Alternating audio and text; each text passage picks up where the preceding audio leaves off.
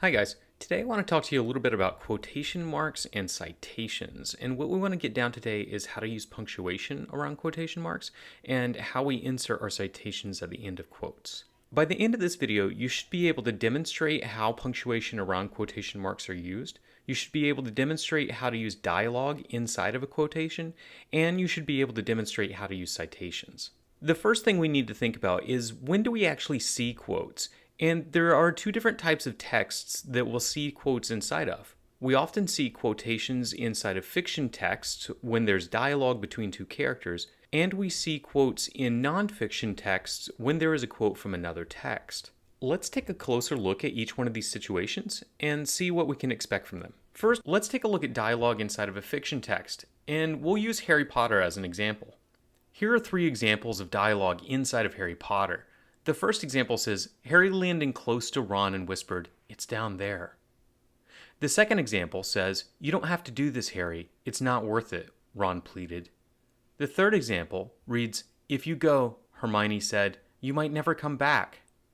Pause the video and write down 5 or 6 or 7 things that you notice about the punctuation around each quotation. Now let's take a closer look at this first example. In example 1, we can see that the quotation is used at the end of the narration. We have this introductory narration here, reading, "Harry leaned in close to Ron and whispered," and then we have the quote afterwards. Notice the punctuation after the narration and before the quotation. We have a comma first, then a space, then a quotation mark, then the dialogue itself, then the punctuation mark, and the full stop goes inside of the quotation mark. That's the way that we punctuate when we have narration followed by a quote or piece of dialogue.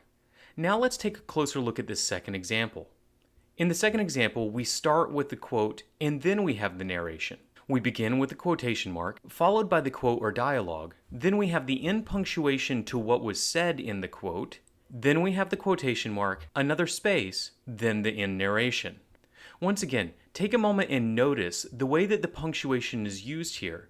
We have the full stop inside of the quotation mark and then a space before we say who said it. We have a full stop, then the quotation mark, and a space before the end narration that says Ron pleaded. Now let's take a look at our third example. In example 3, we can see that we have a line of dialogue that's been divided by narration. So we start with the line, "If you go," which is dialogue. Then we have narration, Hermione said, and then we go back into dialogue again. "You might never come back." One thing I want you to notice about this is that the narration actually interrupts a complete sentence. The sentence that Hermione is saying is, "If you go, you might never come back." That's all one sentence, but we've divided it into 2 parts in this case. And this is how we're going to punctuate this. We start with the quotation mark, then we have the first line of dialogue, then we use a comma followed by the quotation mark, and then a space before we have the narration. After the narration, we give another comma, another space, followed by the quotation mark. We have whatever piece of dialogue was spoken, then the full stop, and the full stop goes inside of the quotation mark, with the quotation mark ending the sentence. Notice these 3 points where you have to punctuate correctly, keeping the comma inside of the quotation mark when you're ending the quote and moving into narration, having a comma separate the narration from the quote when you're moving from narration to a quote, and having the full stop inside of the quotation mark at the end of the sentence. Take another close look at these 3 examples and see if you notice the punctuation rules that we just went over. Compare what you know now to what you noticed before we went through these rules.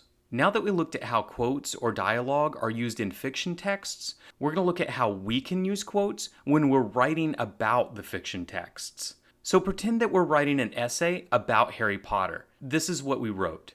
In the book, Harry Potter and the Sorcerer's Stone, Harry is portrayed as a small, meek boy. At the very start of the book, the narrator says, "Perhaps it had something to do with living in the dark cupboard, but Harry had always been small and skinny for his age. He even looked smaller and skinnier than he really was, because all he had to wear were old clothes of Dudley's, and Dudley was about 4 times bigger than he was." Notice that we begin the analysis with our point, stating the big idea about what the paragraph is going to be about. After that, we move into our evidence, and we begin our evidence by giving a little bit of context about where in the book our quote occurs. In this case, we said at the very start of the book. Then we move into the quote. We use punctuation very similar to our dialogue punctuation when we're moving into our quote. We use a comma, then a space, then the first quotation marks. Then we provide the quote from the text, word for word. At the end of the quote, we provide the full stop and the end quotation mark. Again, notice that the quotation mark goes outside of the punctuation. So this is the way that we should use punctuation around quotes when we're quoting a text for the purpose of analysis. When we're writing paragraphs, we need to introduce the text, use a comma and a space, then give the quote inside of quotation marks. Sometimes you might want to quote a piece of the text that uses both narration in it and dialogue. So that means that the quotation that we're pulling from already has quotation marks around the dialogue. Let's take a look at how we're going to punctuate that. Similar to our first example, we still have a point that states the main idea of this paragraph. In this case, the main idea is that Harry makes choices that put him in danger. Then we provide context again. We state where in the story we can see this quote. In this case, we see this quote just before the climax of the story, when Harry found the secret passage. And we give information about who provided the quote. In this case, it was the author narrating, so we just wrote, Rowling writes. We then have the excerpt from the text that we took word for word. And in this, we have both narration from the story, where it says Harry leaned in close to Ron and whispered, and we have dialogue from the story where Harry says, it's down there, I have to go, Ron, I have to.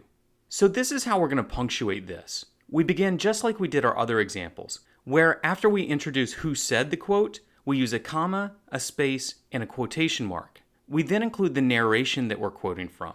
In this case, it says Harry leaned in close to Ron and whispered. Then we have a comma, and then we're going to get into what was said in the text. Now, in the original story, the quote, it's down there, I have to go, Ron, I have to, would be in double quotation marks. So this is what we do. We turn the double quotation marks from the story into single quotation marks inside of our quote. You can notice right here that I've turned what would have been a double quotation mark around the dialogue in the story into a single quotation mark inside of my quote from the story. I do the same thing at the end of the sentence. Here, I use the single quotation mark to mark the end of the dialogue, and then I use the double quotation mark to mark the end of my entire quote that I took from the story. So that's how we're going to punctuate when we have both narration and dialogue inside of a quote that we've taken from the story. Now that we've looked at the punctuation around quotation marks and even how we do quotes inside of quotes, let's take a look at citations when using quotes from a text. Citations are super easy. Let's take a look at our first example where we talked about Harry living under the cupboard and wearing Dudley's clothes. You can see at the very end of the quote that I provided is where I give the citation. Notice that the citation is made of only the author's last name, a space, and the page number. There's no punctuation, no full stop, no comma, and no hash symbol to show that it's a page number. We simply have the parentheses, the last name of the author, a space, and the page number itself. Also notice that this citation comes outside of the quote. We have the end punctuation for the sentence, the ending quotation mark, and a space before the citation. If we cited our evidence for our second example, we'd see the same thing. The citation comes after the quote. It only has the author's last name and the page number. No other punctuation. Just those two things in parentheses. And they come outside the end punctuation, separated by a space. At this point, you should be able to demonstrate how punctuation is used around quotation marks, demonstrate how to use dialogue inside of a quotation, and demonstrate how to use citations. I hope you found this video helpful, and you can refer back to it anytime you need.